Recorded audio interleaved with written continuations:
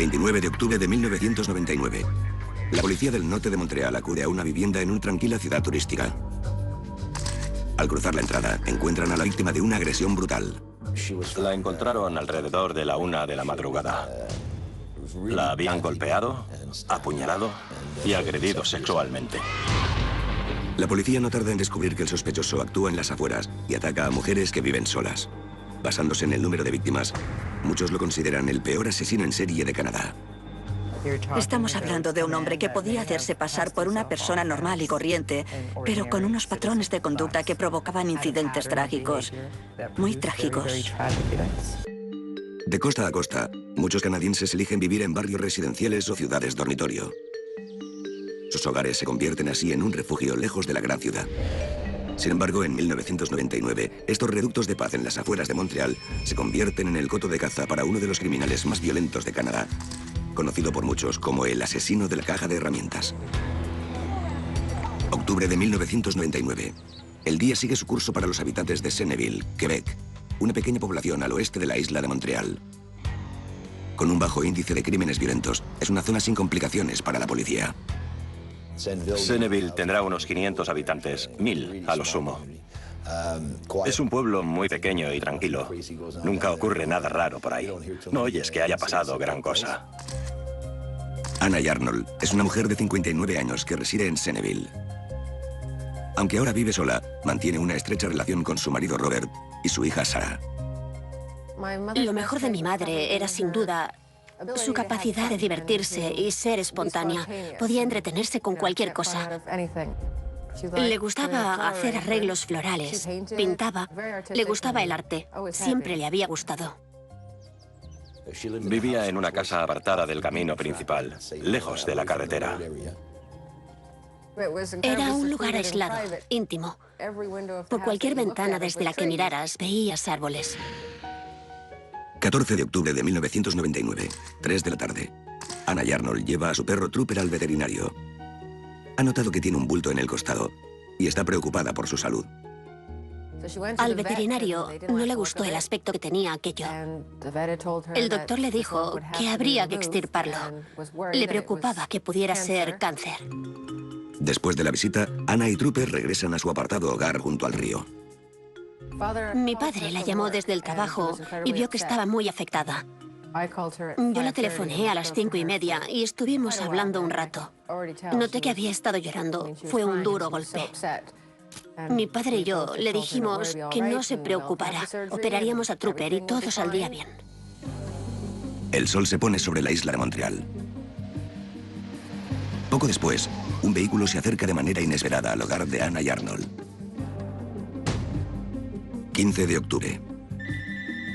Aún preocupados por el estado de Anna, su marido y su hija tratan de contactar con ella a primera hora. Estuvimos llamándola todo el día desde la oficina. Mi padre estaba preocupado al no haber podido hablar con ella. Al caer la noche, Robert aparca junto a la casa de su esposa.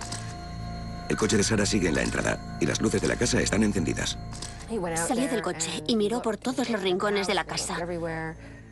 Pero no vio ni a mi madre ni a Trooper.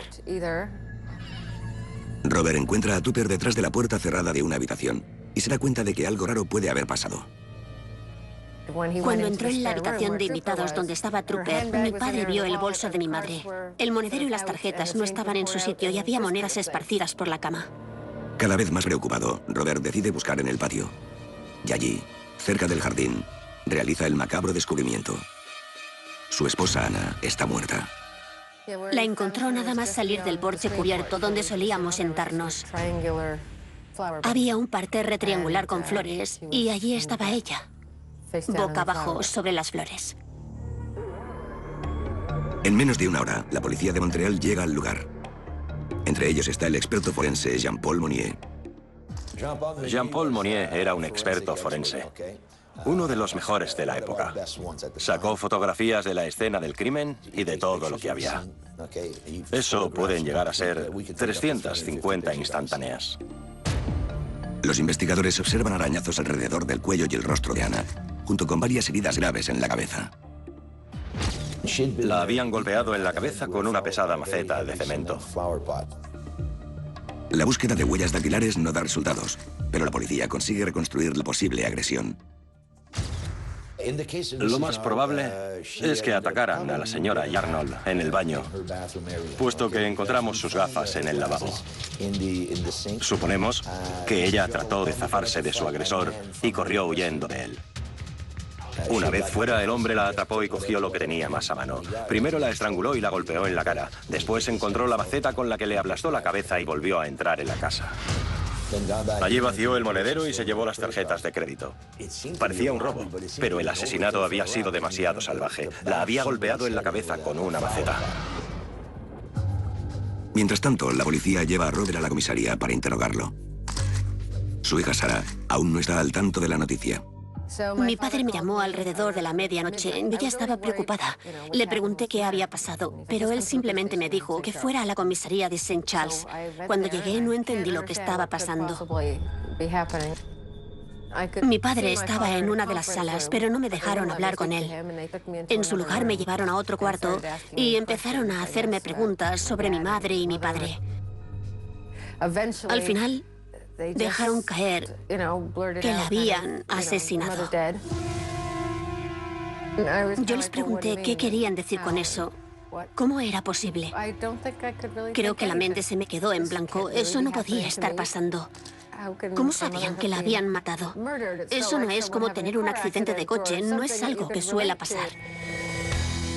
El interrogatorio de Robert Yarnall se alarga hasta la madrugada. Aunque oficialmente no es un sospechoso, la policía quiere hablar con él sobre la muerte de su esposa. Creíamos que se trataba de un robo, pero ellos decían que no. Imagino que sospecharon de mi padre desde el primer momento. En la escena del crimen, Jean-Paul Monnier fracasa en su intento de encontrar más pistas. Buscó huellas dactilares por todas partes, sobre todo en el bolso que había en la cama. Pero no encontró nada que pudiera sernos de ayuda en esos momentos. En cuanto a la maceta, era difícil encontrar huellas dactilares en ella. Los forenses no pudieron hacer gran cosa ese día. El asesinato había tenido lugar en el exterior y ahí lo tienen difícil para encontrar pistas. A la mañana siguiente, la noticia del asesinato tiene en vilo a toda la población. Era inquietante. Nadie esperaba un homicidio en esa parte de la ciudad y resultó aún más impactante al tratarse de una mujer que vivía sola. Una persona respetable, trabajadora. De repente te encuentras eso en el periódico y quieres saber por qué. Cuando no hay una razón clara para el asesinato y todo parece cosa del azar, la historia empieza a asustarte. Lo que hizo que las mujeres se tomaran tan a pecho el caso de Anna Yarnall fue que era una persona querida por sus vecinos. Vivía en una población muy pequeña. Y es sobre todo en esos lugares donde ves a mujeres como ella que salen de paseo, trabajan en el jardín o se sientan allí tranquilamente. Podría haber sido cualquiera de nosotras. Mientras algunos sospechan de Robert Yarnall, otros creen que el asesinato forma parte de un patrón más complejo y peligroso. El temor se intensifica ante el recuerdo de otro violento incidente que había tenido lugar 3 meses antes. Durante el mes de julio, una mujer llamada Janet Kuczynski había sido agredida y asesinada en una población cercana mientras caminaba sola por un carril para bicicletas. Senneville es un lugar muy pequeño y la gente había oído hablar de lo que ocurrió en julio. Se dieron cuenta de que 2 mujeres habían muerto en el oeste de la isla en un par de meses y aquello los inquietó bastante. Si los crímenes están relacionados, puede que haya un asesino en serie en la zona. Recomendamos a la gente que no dejara entrar a nadie en casa y que cerraran las puertas con llave. Ese fue el comienzo de una oleada de terror que fue creciendo cada vez más. Algo terrible estaba ocurriendo con aquellos crímenes que habían atentado contra la vida de 2 mujeres. La gente empezó a tener la impresión, cada vez más clara, de que todo aquello no acabaría así como así. Octubre de 1999. El asesinato de Anna Yarnall, una mujer de 59 años, conmociona la zona oeste de la isla de Montreal. Mientras unos sospechan que un asesino en serie anda suelto, otros creen que el culpable es su marido, Robert Yarnall. Mi padre colaboró con la policía en todo momento, contestando a sus preguntas, pero no respondía lo que ellos querían oír. Decían que no lo entendían. Si de verdad fuera inocente, habría saltado sobre la mesa para estrangularlos. Yo sabía cuánto le había afectado la muerte de mi madre. Ella era el amor de su vida. La idea de que la hubiera matado era algo absurdo. Durante las siguientes semanas no se producen nuevos incidentes en el oeste de la isla. Pero dos crímenes cometidos en otra parte de la región atraen la atención de la policía de toda la provincia. Saint-Agathe, en Quebec, es una población tranquila a 1 hora al oeste de Montreal. Monique Gaudreau, de 45 años, trabaja como enfermera del hospital local.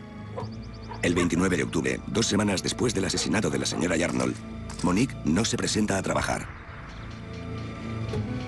Sus compañeros están preocupados y avisan a su hermana que visita la casa de la enfermera desaparecida esa misma tarde.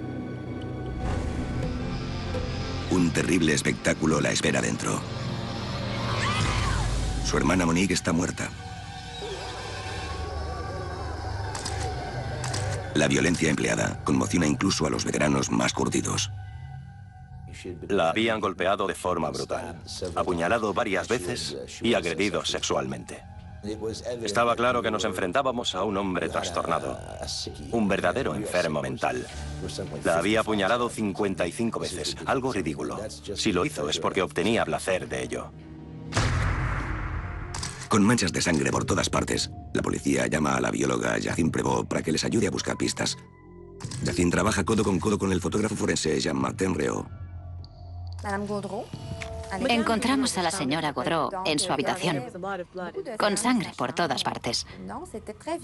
Se percibían grandes muestras de violencia y odio en contra de esa mujer. Siempre es difícil exponerse a ese tipo de violencia, pero lo más complicado es estar en la casa, en el entorno de la víctima, donde vivía día a día y sufrió semejante agresión. Le pedí a Jean-Martin Réau que sacara algunas fotos concretas y él registró la escena del crimen mediante vídeos y fotografías. Algo muy importante antes de ponerme a trabajar. A pesar de la brutalidad del ataque, la policía apenas encuentra pistas en la casa. No hay indicios de que la puerta haya sido forzada, arma homicida ni huellas dactilares. Me parece que en su caso ni siquiera hubo un robo. No vimos que faltara nada cuando hicimos el inventario de la casa. Sin embargo, en el porche que da a la puerta delantera, la cuidadosa búsqueda da sus frutos. Jacinthe localizó una huella de pisada. Tenía que ser del asesino, puesto que estaba impresa sobre la sangre de la víctima. Las pruebas confirmaron que, en efecto, la sangre que encontraron en la pisada era de la señora Gaudreau. En el rellano también encuentran algunas gotas de sangre que pueden ser del asesino. Al atacar a alguien con semejante ferocidad usando un cuchillo, lo normal es que el agresor se acabe cortando a sí mismo. Digamos que pierden el control y el movimiento se vuelve mecánico. Mientras caminaba o corría, algunas gotas de sangre podían haber caído al suelo por efecto de la gravedad. Los análisis confirman que la sangre pertenece a un sospechoso sin identificar. Sabíamos que la sangre pertenecía al hombre, puesto que no era de la señora Gaudreau. Pero no sabíamos de quién podía ser. Era un desconocido para nosotros. Al no coincidir la causa de la muerte, no se establece una relación entre los asesinatos de Monique Gaudreau y Anna Yarnall. No habíamos establecido la relación. Ambas eran mujeres de cierta edad que vivían solas. Aquello tendría que haber sido una alerta roja para nosotros. 19 de noviembre de 1999. 3 semanas después, algo ocurre en Laval, Quebec, a las afueras de Montreal. Los empleados de una empresa local se extrañan ante la ausencia de su contable, una mujer de 55 años llamada Teresa Lissac Shanahan. Habían tratado de ponerse en contacto con ella, pero nadie cogía el teléfono. Cuando fueron al apartamento con los agentes, encontraron 3 o 4 periódicos en la entrada. La policía pidió al conserje que abriera la puerta. Y entonces la encontraron muerta en la escena del crimen. La habían golpeado, agredido sexualmente y apuñalado en repetidas ocasiones. Muchas. Creo que en su caso fueron 32. El asesinato de Teresa Lissac Shanahan guarda un parecido sorprendente con el de Monique Gaudreau. ocurrido 3 semanas antes. Eso sí, con una notable diferencia. En el apartamento de Teresa faltan algunos objetos, como piezas de joyería y tarjetas bancarias. La policía descubre que una de ellas se ha utilizado en un cajero automático poco después de la hora estimada de la muerte. En aquella época había un límite de $1000, así que sacaron 500 antes de la medianoche y otros 500 justo después. Se llevaron todos sus ahorros. La policía accede a la grabación de la cámara de seguridad, pero el sospechoso solo aparece de espaldas, por lo que resulta imposible identificarlo. Quien quiera que sea, conoce la clave para usar la tarjeta. Al mismo tiempo, algo sucede al oeste de la isla de Montreal. Sarah Yarnall, hija de Anna Yarnall, detecta incidencias similares en los extractos bancarios de su madre. Estaba mirando los extractos de mi madre y vi que alguien había sacado dinero de su cuenta ese mismo día. Fue el jueves y no el viernes, poco después de que yo hablara con ella. Los agentes al cargo del caso de Anna Yarnall consiguen la grabación de un cajero local. Teníamos una imagen frontal, pero llevaba un abrigo con capucha. Así era muy difícil que alguien que no lo conociera pudiera identificarlo. Por aquella época, Paul Cherry trabaja como periodista de sucesos para el Montreal Gazette. Solo recuerdo que estábamos expectantes. Sabíamos que iban a divulgar la foto del asesino. Cuando por fin la vimos pensé que, por poder ser, podría ser incluso Casper el fantasma. La imagen estaba borrosa, típico de la cámara de seguridad de un cajero. Aunque no es de gran utilidad, la fotografía permite a la policía determinar que el sospechoso mide algo más de 1,75 m. Es caucásico y llevaba barba el día que Anna Yarnall fue asesinada. Una cosa está clara, el hombre misterioso no es el marido de Anna. Era incapaz de entender cómo podían haber estado insinuando todo el tiempo que mi padre era el asesino. Nos alegramos de que al menos esa parte hubiera terminado. La policía cree que las 3 escenas del crimen están conectadas, bien sea por la causa de la muerte o por el uso de las tarjetas. El patrón había quedado muy claro. La misma persona era responsable de todos los asesinatos. Creíamos que solía torturar a las víctimas para conseguir el número PIN. Era imposible que lo conociera de otro modo. Torturaba a las mujeres, les hacía cortes y ellas le daban el número PIN antes de que las matara. Lo que más asusta de este tipo de asesinos es que escogen a sus víctimas al azar. Es imposible saber quién será la siguiente. En la región de Montreal, 4 mujeres han sido brutalmente asesinadas en 6 meses. 3 de ellas sufrieron el ataque mientras estaban solas en casa. Veías que el patrón se iba definiendo. De repente el miedo se había empezado a extender, sobre todo entre las mujeres. La policía tiene una muestra de sangre no identificada de una de las escenas del crimen y una foto de baja calidad de una cámara de seguridad. Basándose en las pruebas, creen que el hombre entra en la casa de la víctima con algún tipo de excusa o disfraz. Quizá haciéndose pasar por vendedor o por empleado de reparaciones. No habían forzado la entrada, así que tenía que estar usando una estratagema. Lo más probable es que se hiciera pasar por alguien, pero no sabíamos por quién. Podía ser un agente de policía, un empleado de la luz. Podía ser cualquier cosa. 14 de diciembre de 1999. Estamos en la zona oeste de la isla de Montreal, donde Anna Yarnall fue asesinada hace 8 semanas.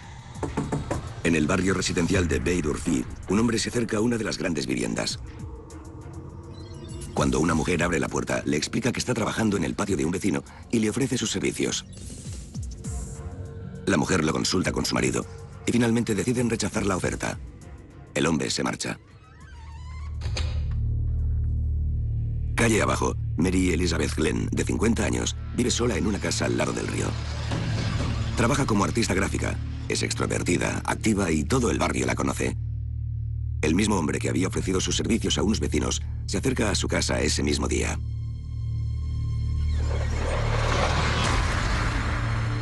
Por la mañana, la encargada de la limpieza llega a la casa. Al no obtener respuesta, entra y encuentra a Mary Elizabeth Glenn en el salón, muerta sobre un charco de sangre.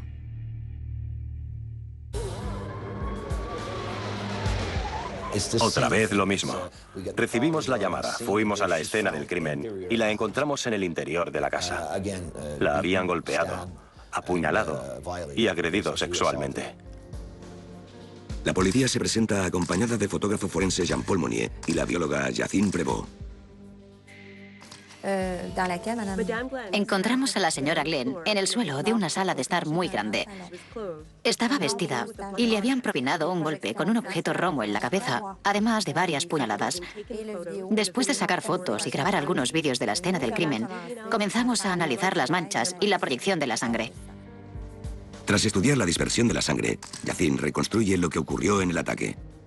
Una vez más, no hay indicios de que se forzara la entrada, lo que sugiere que Mary Glenn abrió la puerta a su agresor. Había sido todo muy violento. Empezó en la cocina y de ahí se desplazó hacia un lado, donde estaba el estudio. Sabemos que consiguió escapar durante unos momentos por la cantidad de cabello que le habían arrancado. Mechones y mechones. Esta agresión no fue tan rápida. Hubo menos coacción. Encontramos las gafas de la señora Glenn con manchas de sangre al pie de la escalera, junto a algunos cabellos manchados de sangre. El ataque terminó en la sala de estar, donde se volvió muy violento. La víctima estaba tumbada sobre la espalda, mientras el agresor la golpeaba una y otra vez, con una fuerza inimaginable, de manera continuada, hasta que la apuñaló.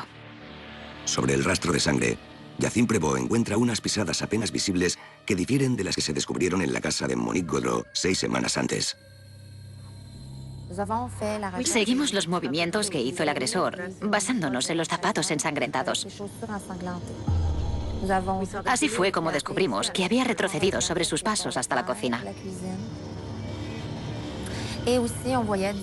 Allí encontramos sangre diluida en el fregadero, lo que indica que el asesino se lavó como mínimo las manos, o tal vez que limpió algún objeto. A continuación subió al segundo piso, a juzgar por las huellas de las escaleras. Apenas registró las habitaciones, pero sí lo que parecía ser el dormitorio de la señora Glenn y su bolso. La noticia del ataque reaviva el pánico en la región. Con eso habíamos empezado a temblar. La gente tenía esa cara de «madre mía». En este tipo de poblaciones, la gente nunca cerraba con llave. Pero ahora se enfrentaban con una realidad muy diferente. Es una tragedia. Esto no puede ser normal. Yo creía que me había mudado a un trocito de paraíso. La gente buscaba algo que la tranquilizara. Querían saber que la policía estaba trabajando en el caso, que todo iba a salir bien, aunque tal vez no de manera inmediata. Teníamos un patrón que se iba desarrollando día a día, pero ningún rastro que nos llevara al asesino. Teníamos muestras de ADN, tarjetas bancarias, pero no a un sospechoso. De vuelta a la escena del crimen, Jean-Paul Monnier está convencido de que el asesino ha dejado alguna pista. Rastrea todas las superficies en busca de huellas dactilares. La exhaustiva búsqueda da sus frutos durante el segundo día. Recibimos una llamada diciendo que habían encontrado una huella dactilar. Pertenecía a alguien que no tenía por qué estar ahí. No era un miembro de la familia. Teníamos su huella. A lo largo de las próximas 24 horas, la huella dactilar se relacionará con un nombre. La mejor pista hasta el momento.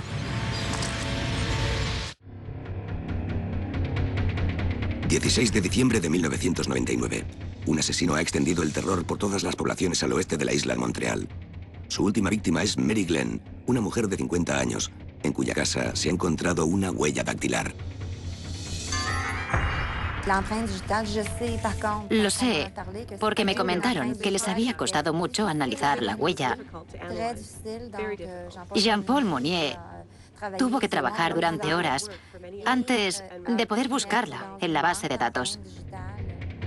Tras una cuidadosa comparación, la búsqueda arroja una coincidencia. Estaba en mi despacho y oí un grito de alegría.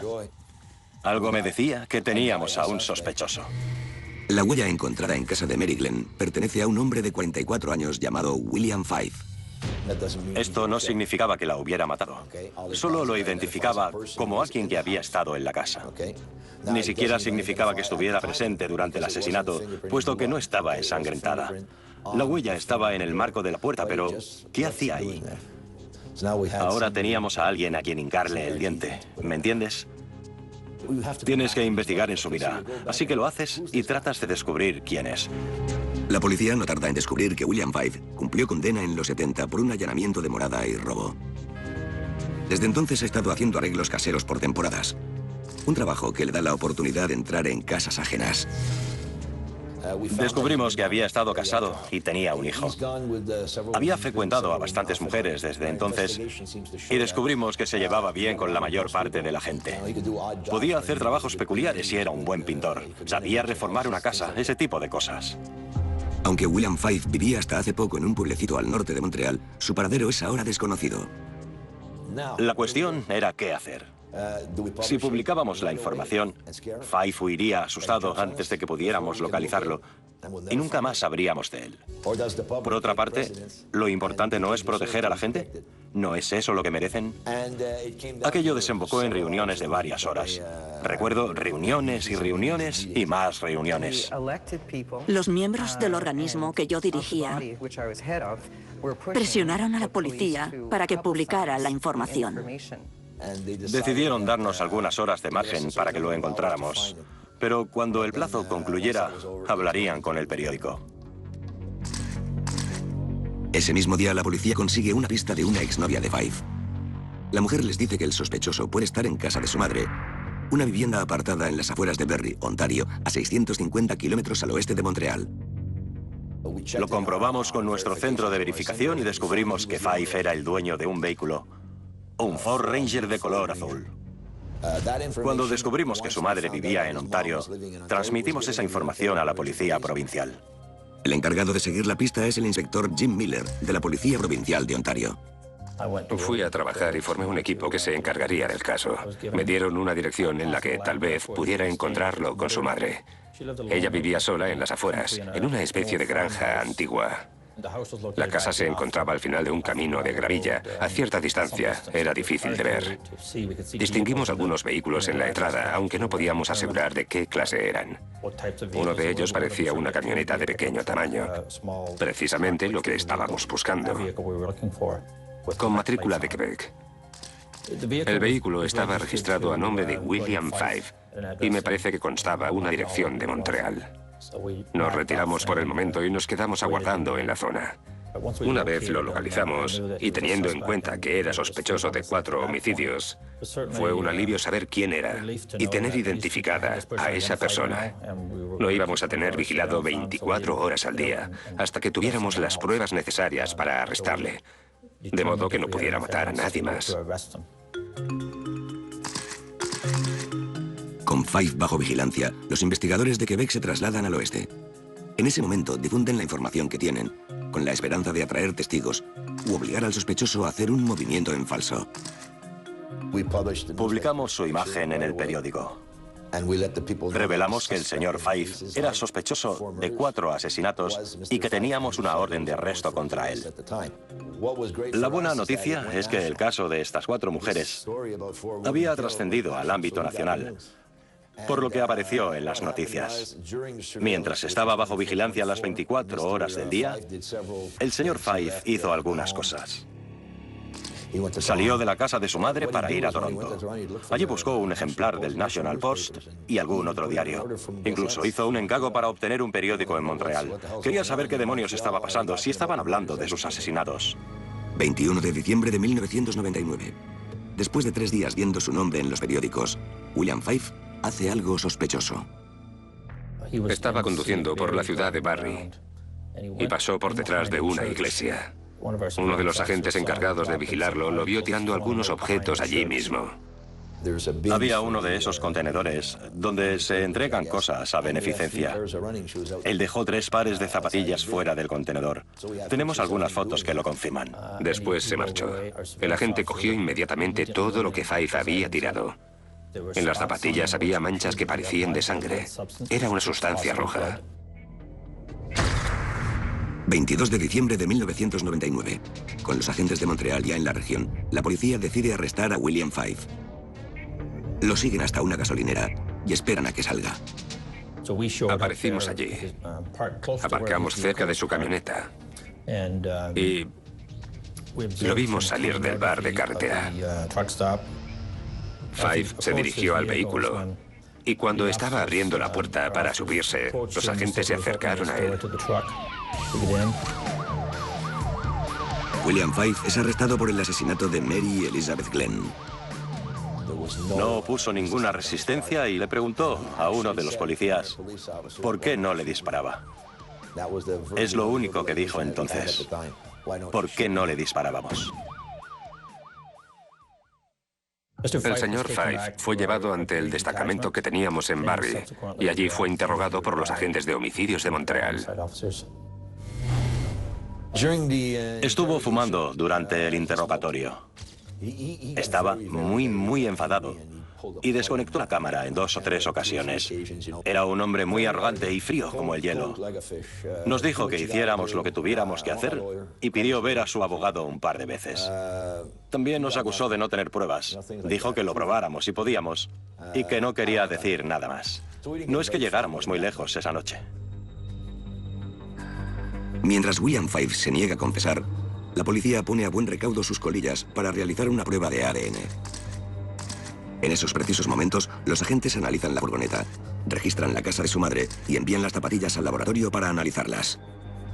Me alegré de que hubieran identificado al sospechoso, pero tenía 2 grandes temores. Uno, que no fuera el culpable, que el asesino aún estuviera libre. Y 2, si era el culpable, ¿a cuántas personas más había matado?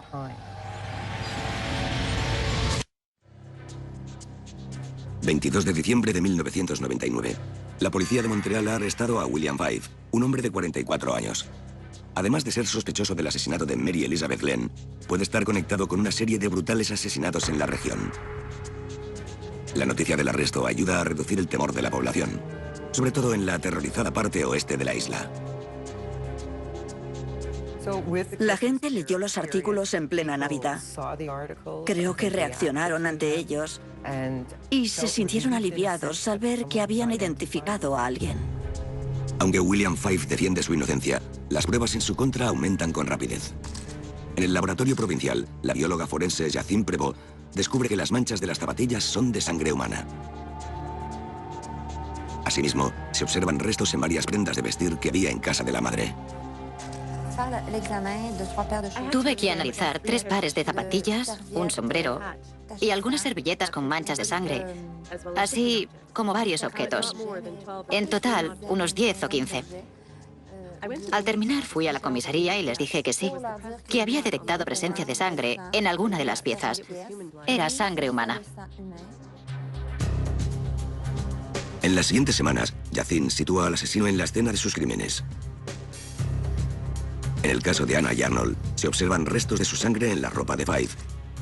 Y se comprueba que es el mismo hombre que aparece en la cámara de seguridad del cajero automático.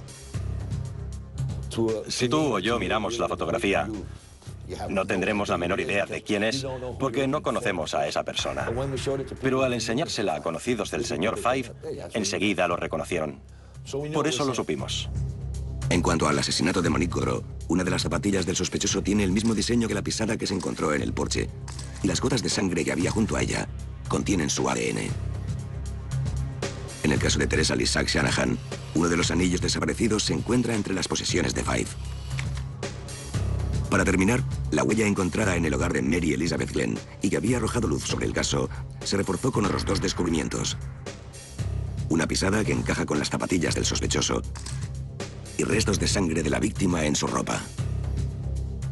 Teníamos pruebas físicas como un anillo, restos de sangre, ADN, huellas dactilares en el marco de una puerta, gotas de su sangre en el porche. Habíamos vinculado al asesino con sus crímenes.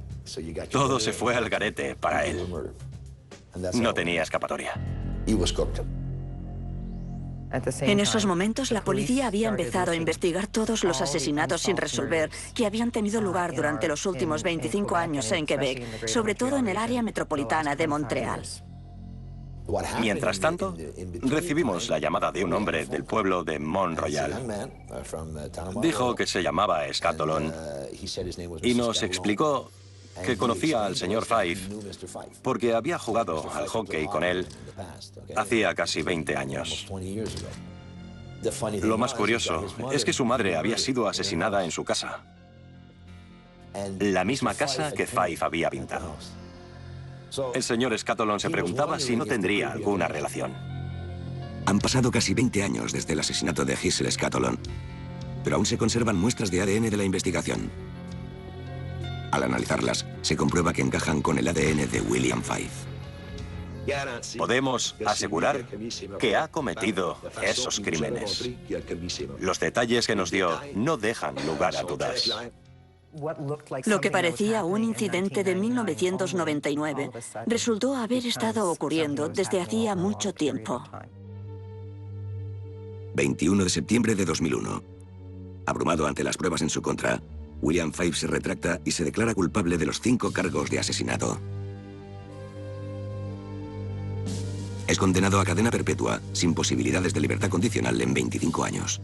Estará encerrado durante 25 años sin posibilidad de obtener la libertad condicional. Los familiares de las víctimas de 1999 estaban satisfechos. Creían que habíamos hecho un buen trabajo. Eran momentos muy duros para ellos. Estuve en una de las vistas y me senté a algunos metros detrás de él. Es raro estar junto a una persona tan enferma, tan retorcida. No sé lo que esperaba encontrar. Puede que un relámpago o sentir algo extraño que surgiera de él.